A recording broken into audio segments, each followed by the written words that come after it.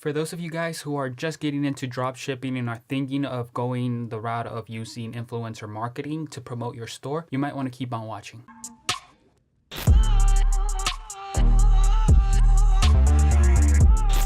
Before we get started, let me just remind you guys that if you have any questions regarding drop shipping or just want me to make a video off of a certain topic, make sure to leave your suggestions and your questions down in the comment sections and I'll be replying to you guys. So with that said, let's go ahead and talk about how to track your sales with influencer marketing. So obviously there's not a pixel you could install or something like that that works as with Facebook ads. So it's not like Facebook ads in which you could track who visits your site. You can track how many add to carts, how many initiated checkouts, how many people stayed on a certain page. It's not like that with influencer marketing. So hopefully right off the bat, I answer some of your guys' questions regarding that. So there's no way to track any sales with any type of pixel or anything like that. So the way you track sales with influencer marketing, or the way that I do it, is by using coupons. Basically what I do is I assign a coupon to every person that I work with or every influencer, and every influencer has a different coupon. So what happens is that you get that influencer to do a shout out or to promote your product, and you give them a special code that the customer inputs to get a certain discount, which I suggest you guys have some sort of discount running if you guys are doing influencer marketing. That way people are using that code and they're not just using it without anything. So you at least want to provide something with that code, at least 10% off or 5% off or just free shipping. Don't just make a code and not have it do anything or have it take like 1% off. Don't do that. Just provide some sort of incentive for people to go ahead and use that code. So the way you go ahead and create a discount is by going over to Shopify, then selecting discounts, and then you're going to be brought up to this page, which is create a discount code. And in here, you'll be able to name the code, whatever code you want. I personally like naming them according to the influencer. So if the influencer's name was John Wick,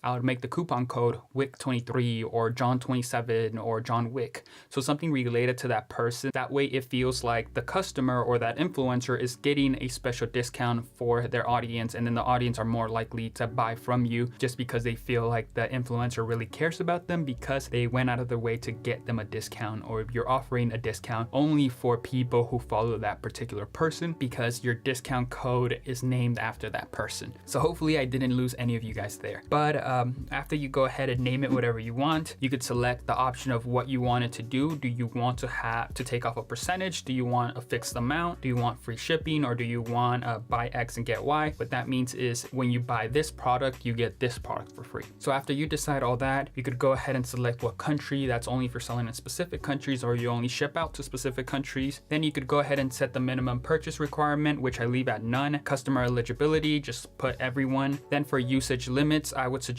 you put limit use to 1 per customer, and the way that this is tracked is by email. So every time a customer enters a new email address, they're going to be able to use the code. Then just select the date you wanted to start or how soon you wanted to start, and just click save. And after you create your code, you're going to see it on your dash, or you're going to be able to see all the codes you've generated, and you can see how many times it's been used and if it's currently active. And then when you go ahead and run your campaigns, let's just say you had 5 different codes for 5 different influencers. So after you run your campaign, you're going to see who got you the most sales according to the codes. The only thing with going this way is that it's not 100% foolproof, just because some people might purchase the product without entering a code, but it's still pretty accurate. It's better than flying blindly. It's better than having nothing. It's not like a pixel that's going to track everything, but this is definitely going to help you out. It's better than flying blind. And this way you don't have to advertise with one influencer every day or every 2 days just to wait to see how many sales you got from that influencer. I do see a couple of people place orders with influencers, then those influencers go ahead and promote their site, and then they wait for a day or 2 to see the results, and then they move on to the next influencer, and after a couple of days they kind of see who is going to work with them or who is worth investing with. And the best way to go about it is creating codes and then running all your campaigns at the same time, or having all your influencers shout you out around the same time or around the same date, and you don't have to worry about where your sales are coming from because you're going to be able to track them through your discount section on Shopify. So that's how I track the influencers.